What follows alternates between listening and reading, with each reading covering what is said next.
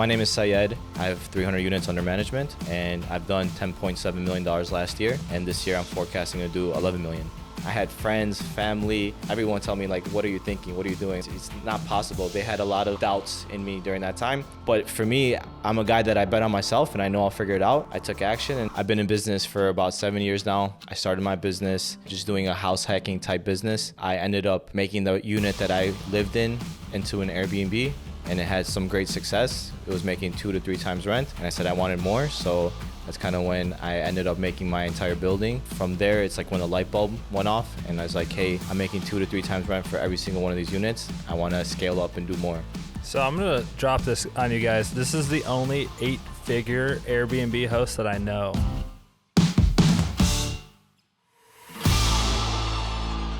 Welcome back, everyone, to the Learn Like a CPA podcast. I'm your host, Ryan Bakey, and today I have a special guest, Chicago native, Chicago area. Yep. Syed. Syed, can you introduce yourself to the audience? Yeah, so my name is Syed. I've been in business for about 7 years now. I started my business just doing a house hacking type business.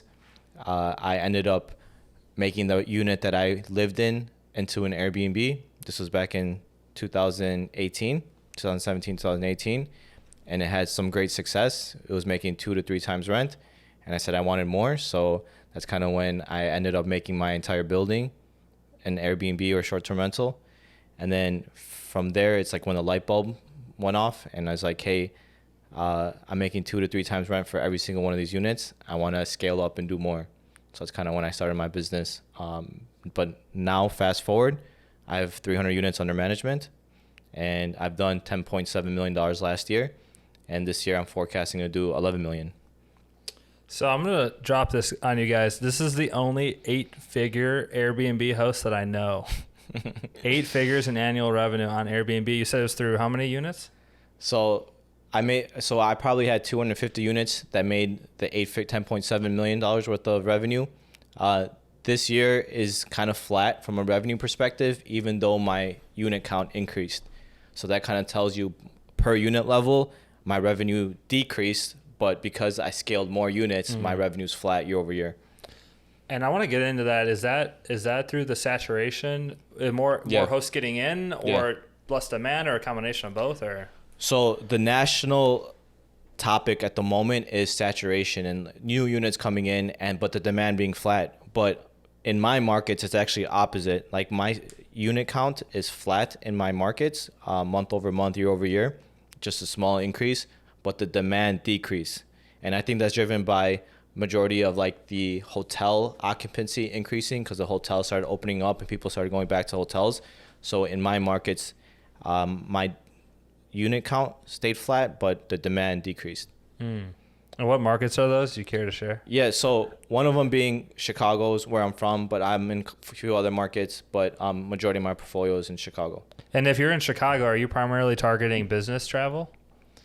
So no, I'm targeting leisure travel, but I'll take anyone and anywhere. It also depends on the type of unit and location. There's some units I have in different suburbs that get a more of a demand of business travel because there's some corporate offices nearby. But mostly leisure travel. And that's kind of why I was probably successful during the pandemic, is because there was so much demand in leisure travel, and that's what was pouring into my short-term rentals. So I really want to talk about the scale and operation of how you got here, but I want to backtrack and talk a little bit more about that first deal, because what I found out since we started chatting was we bought our first deals kind of the same way. Okay, nice. So I started with a owner-occupied FHA loan, 3.5% down. Yep. Rent one side, live in the other side.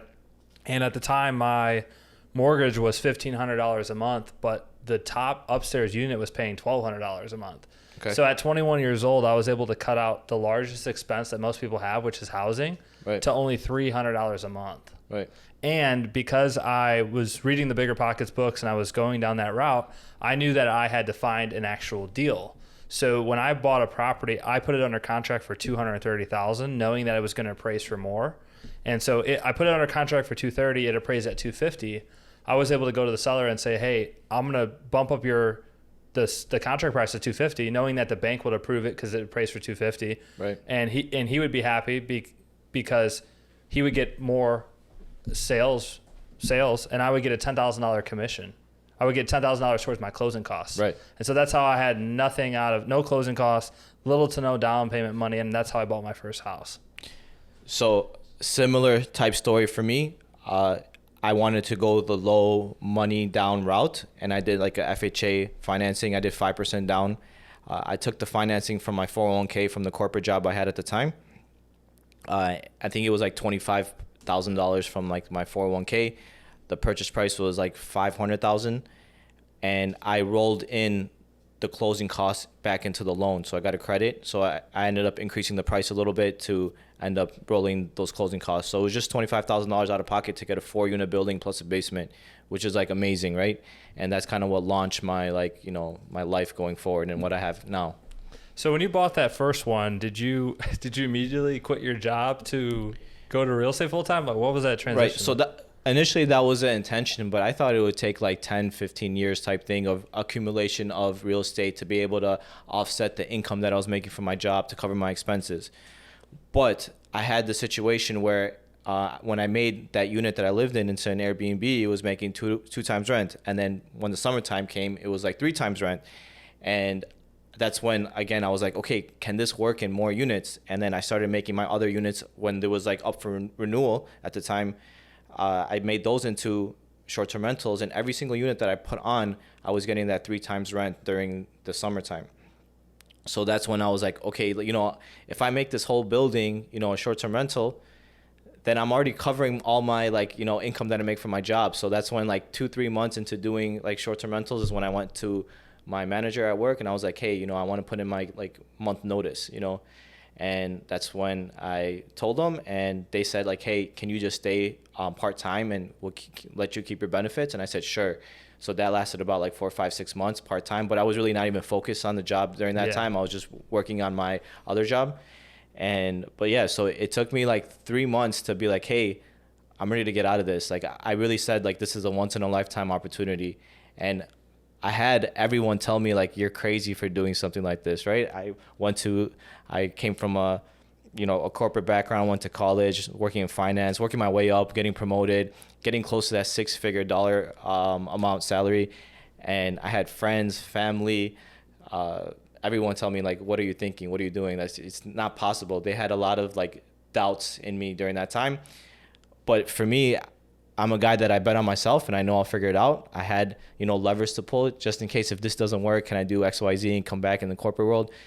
But, again, I bet on myself and I took action and I told them like, hey, I have a month left and I want to do this full time. And you primarily use the arbitrage method. Can you let some of the audience know how that works? Yeah. So rental arbitrage is when you go to a landlord and you lease a unit. When they have a vacant unit, say the rent's like $2,000 a month, market rent, you pay them $2,000 and then you furnish it, you put it on Airbnb, and the revenue you make could be $3,000, and that $1,000 is like your profit, gross profit. Mm-hmm. And what I'm starting to realize about this method is it alleviates some of the financing burden if you're trying to buy a traditional rental, especially if you don't have a W-2, right? Right. It makes it extremely hard to qualify for financing when you're buying a regular short-term rental. Right. But with arbitrage, you don't necessarily have to worry about having a W-2 income. Sure, it could be good for emergency fund and security purposes, but that landlord, correct me if I'm wrong, he or she's not looking if you have a steady W-2 income. So they want to make sure that you're financially able to pay the lease. Mm-hmm. So things like that can help, if you should provide like, hey, you have different sources of income. But yeah, for me, after I made all the short-term rentals in my building into actual Airbnbs, I wanted more, but I ran out of money. I didn't have any more money to scale up. So I would love to have more money to buy the next property and the next property to be able to scale up. But that's like slow growth. Once you buy one, you got to wait until a long time before you accumulate enough cash if you don't have outside funding to be able to buy another property. So I was like, okay, like how can I get more units? So initially I saw in my market that there was only one actual property management company that was doing Airbnb for other people. So I kind of like explored their business model and see what they did. And basically what they did was like an 80-20 split with owners that have already short-term rentals or furnished rentals. And it was like more of a management type agreement. So I wanted to compete with that because there's only one. So I wanted to gain some market share from them. So I created the same exact company. I started spending some money on SEO and getting my name. It was actually number one on Google for Airbnb management company because there was not a lot of competition for the SEO at that time. And all of a sudden leads started coming in. I started getting all these clients. And I was going with that management agreement, 80-20 split, month to month, doesn't matter. But I realized after having that model, it was not a good experience. It was too emotional. It was too much hand-holding. It was almost as if I was their assistant. I did not like that model.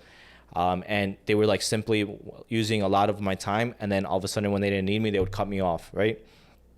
So then one time there was a networking event that I went to, and this one group, they were talking in a circle, and one person said hey, we're looking for people to do Airbnb in our buildings. I work with a big management company. So I was like, whoa, this is crazy. Me, I'll do it for you, So I got her contact information. I started messaging her. She put me in touch with the property manager of the company. And for weeks on, I started reaching out every few days, hey, can we talk about, potentially doing Airbnb in your units? It would be an 80-20 split. And I wouldn't get a response.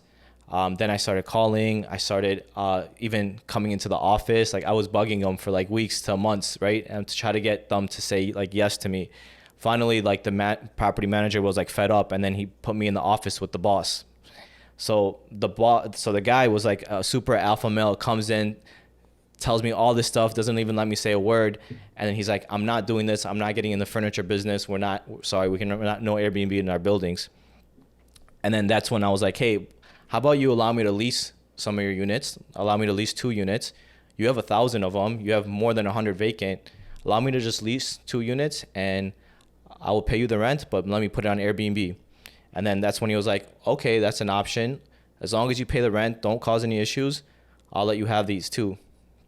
So after I got in, the 2 became 4, 4 became 8, 8 became 15, 15 became 35 with this one landlord.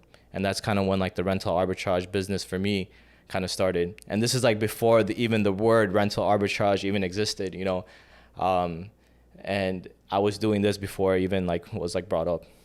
So where did you get the cash to furnish all those units? You were just self-funding that cash? So for me, with that landlord, I would always ask for 2 to 3 months free upfront. Okay. Now we're getting to the good stuff. Yeah. So because he had 100 units vacant at a time, he was like, okay, fine, take the 2-3 months.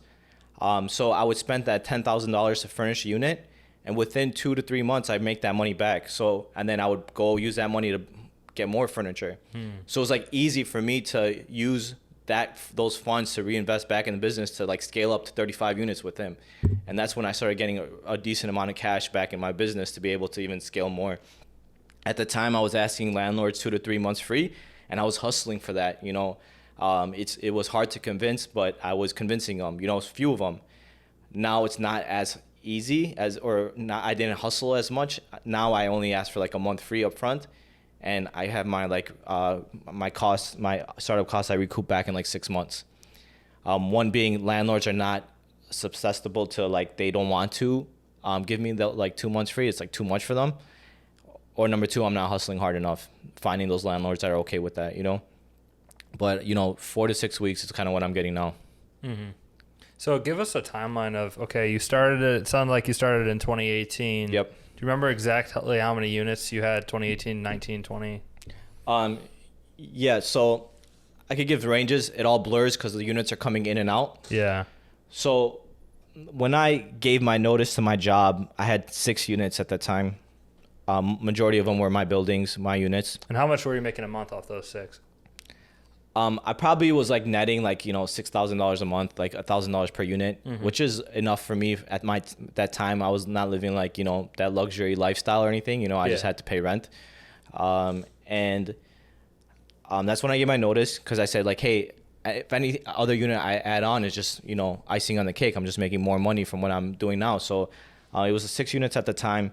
By the time I actually left the job, I had 10 units from the management company, And then that's when I was like negotiating with this one person that had 20 units. So I went from like 10 to 30, like really fast. But that person was a crazy client that after 3 months of wasting a lot of time and a lot of energy and a lot of like everything in me, they cut me off. So I went from 10 to 30 back to 10, you know? And that's when I got involved with that one landlord that had those thousands of units. And then that's when I scaled back up from like 10 to like, 50 at the time. Some other units were coming in. But what allowed me to scale to the next landlord was... Hey guys, just want to interrupt the podcast to let you know that if you enjoy the podcast and the content that's in it, you would love my Tax Strategy Academy. This is going to give you the framework for developing all your tax plans for the entire year, whether you're a long-term rental, short-term rental investor. You're going to get a one-on-one call with me to map out your tax plan, and you're going to get access to weekly office hours where you can come and ask your personal questions. So if you're interested in learning more, go check out the link in the show notes below. And now back to the show. What allowed me to scale to the next landlord was now I had a reputation. The person I was doing business with was really known in my market. They were, they had so many units, so they had a lot of colleagues / competitors, right? So now it was easy for me to go to the next guy and tell him like, hey, I'm doing business with him. Can I do business with you? And before it went from 6 months of begging somebody, it reduced down to like 2 months. And finally, he gave me a shot. 1 unit, 2 units. With that second landlord that I have now, that I had at the time, now I have like 180 units with him. I'm not doing business with the first landlord anymore, but now I have 180 units with him. So, okay, back to your question, how many units? So I started adding units to a whole bunch of different landlords because it got much easier because I had a reputation now. I was paying rent. It was easy to name drop to the next guy and the next guy. Now they're responding back to me quickly. So it was during March of 2020, as you know, COVID. I had, when COVID hit, I had about 180 units. 3 months before that, I had maybe 120 units. So during those 3 months of the winter time is when I scaled up like crazy style, like 60 units at that time. Some opportunities came to me. I could get more into it later on if you guys want. But during that time, I was losing money for one, because it was a slow season. And then number two, I was taking on a whole bunch of debt during that time for growth. I was opening up all these credit cards, like business lending wanted to give me a lot of money during that time. And then I took out a private loan from a family member to help me with some growth I was having during those 3 months. And all of a sudden, March of 2020, I have no cash in my bank. I have a lot of debt, and I'm excited my busy season is starting in March. Spring break is going to happen soon. Yep. And I had 180 units. I'm like, this year is going to be once in a lifetime year. It's going to be great. March 2020, COVID hits me with like a brick wall. And I went from, after going through some problems, from like 180 units back down to 90. And I could go into more details on like what happened during that time. So, so March, when the announcement came out that, they're grounding all flights. Oh. Yeah, and Airbnb starts messaging all the hosts saying that, hey, we're refunding all the guests from all the reservations that were happening according to the extenuating circumstances, right?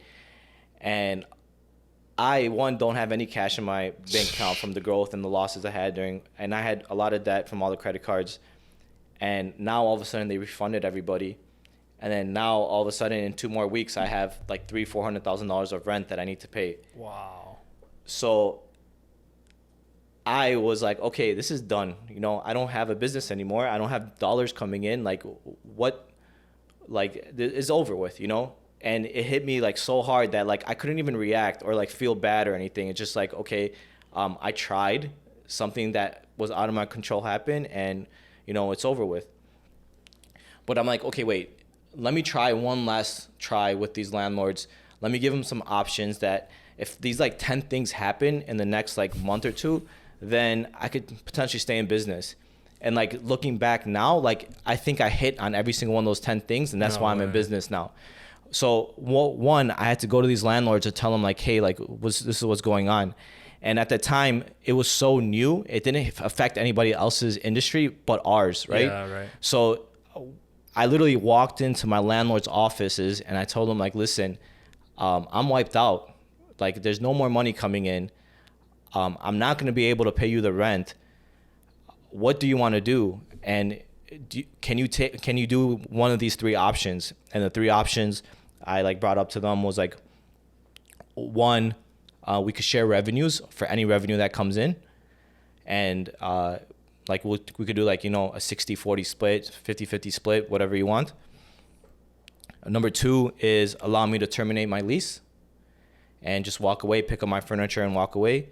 Or number three is like you go through like the litigation process and evict me and, you know, non-payment, and you could go after my assets, which I don't have.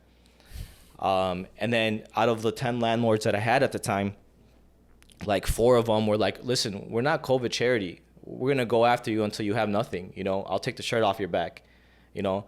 4 out of 10 said that. Some of them have said something in that way. Okay. One guy came to me and said, if you don't pay me my rent, I'm going to shoot you. Depending on what part of Chicago you're in. Right. So like one landlord said, if you don't pay me my rent, I'm going to shoot you. And that I use that as leverage, you know. I use that. Hey, like I started saying, I'm scared now. You know, I started telling my lawyer to talk to his lawyer to see if we could come with a settlement, and it helped get a settlement with, that I paid him to get out of my leases. Anyways, so like so those 10 landlords I had, 3 or 4 of them said we're not giving you a break. 3 of them said just pick up your stuff and leave, and then 2 or 3 of them said like, all right, we'll keep you in business for like a month or 2 and let's see what things happen and we'll go from there. But those like 2-3 landlords I had maybe like 90 units with, and the other like 7-8 landlords I had the remainder. So 180, maybe 50 of those units I just terminated and they let me pick up my stuff. Maybe another like 40 of them were like, you're not leaving. We're not like giving you a break or anything. But like as time went on, they started realizing how bad COVID was going to be to the economy and everything. So they started like being a little nicer with it. And they started giving me offers, pay me like, you know, 2 months rent and you could leave. Give me your furniture, pay me 1 month's rent, and then you could leave. There was like different types of agreements, but I settled with them and I got out of those agreements. I settled with the landlords that didn't want me in the units anymore. And then now I had these 2 landlords that had majority of my portfolio that said like, okay, let's see what happens in COVID. We have a lot of units with you. We want to see if we could get out of this together, and we're in this together. And that was like the best thing ever, right? Like for somebody to say that. And I'm still doing business with 1 or 2 of them right now. But they literally kept me in business because COVID was really not that bad for our industry in the leisure industry. There was a lot of stuff that happened during COVID that allowed me to like stay in business.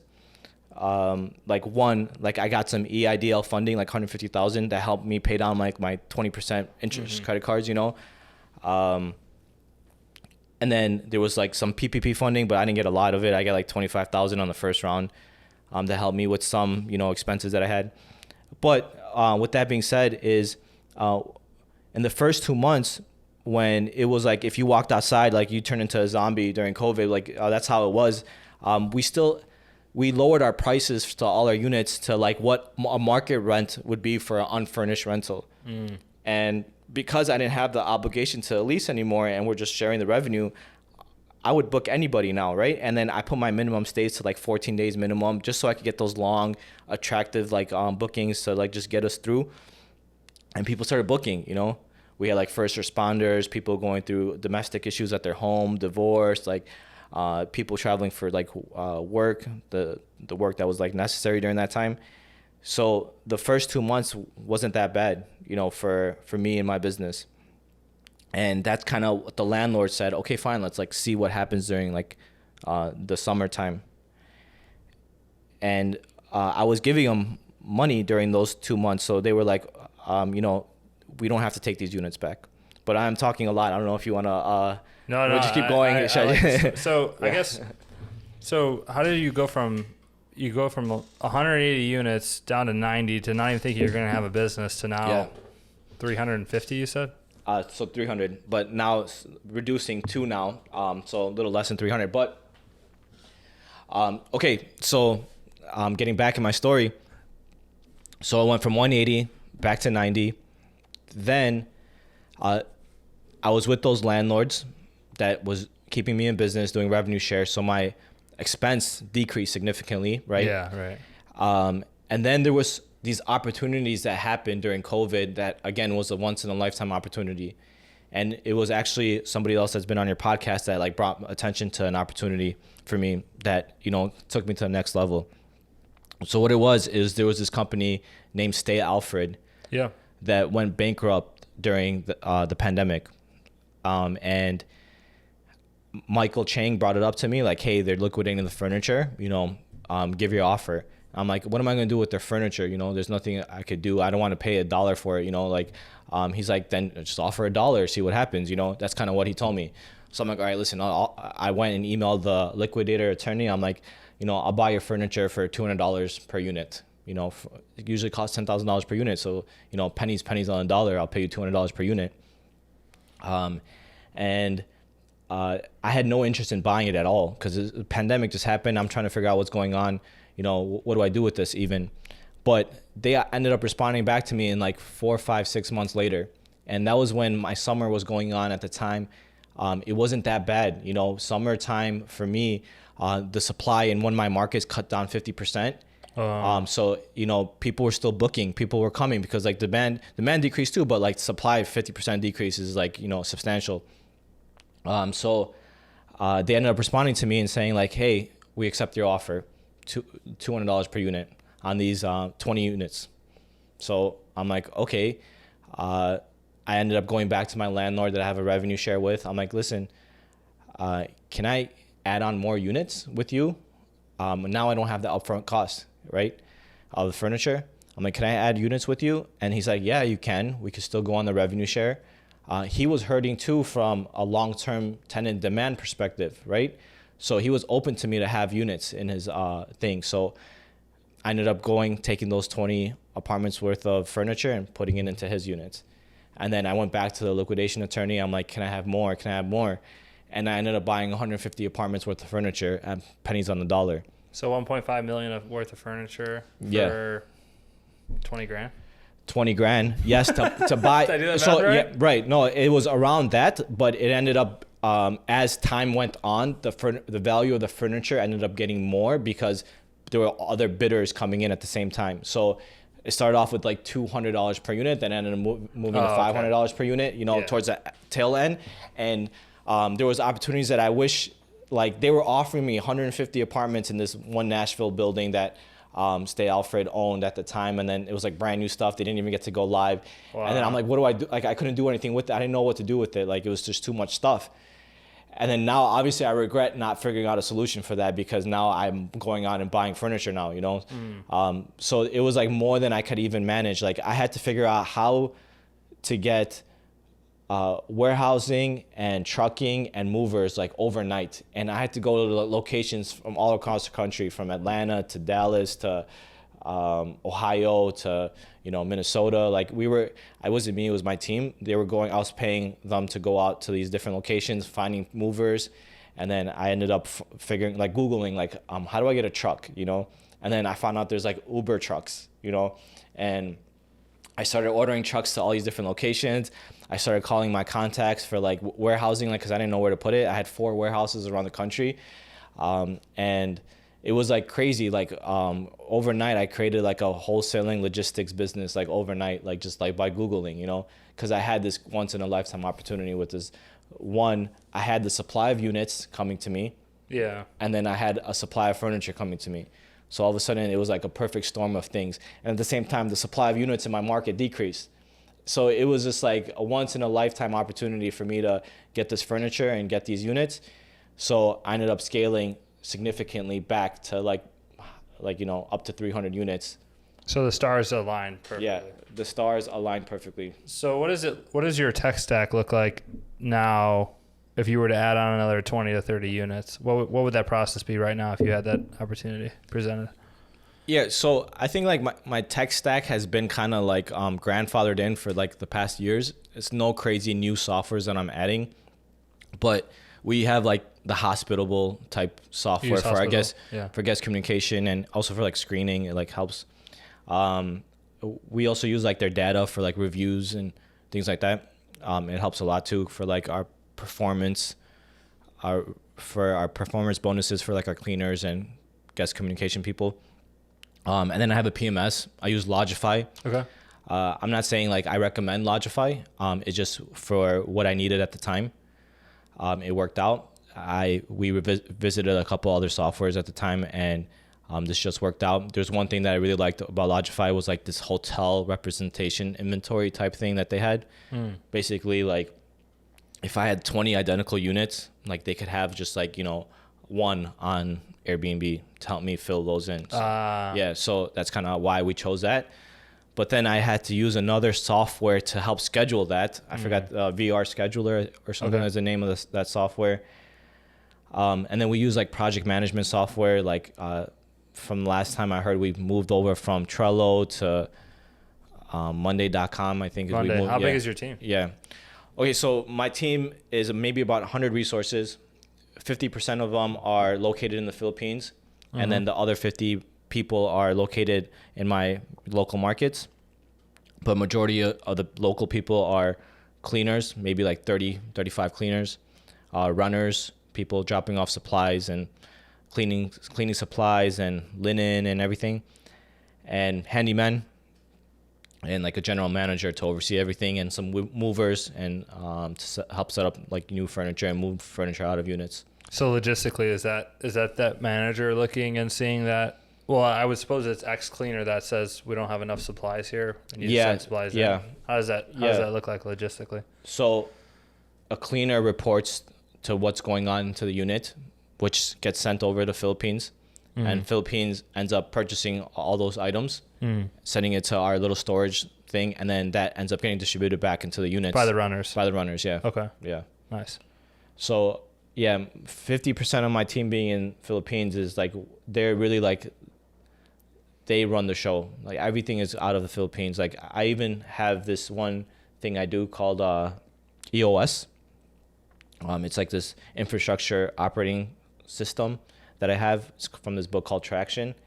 I hired an implementer to get like a leadership team. And my leadership is based out of Philippines too. Like my finance team, my revenue team, my operations lead, I have an HR out of Philippines to help me with like HR issues and hiring. So basically a corporate structure environment is out of the Philippines running the whole show.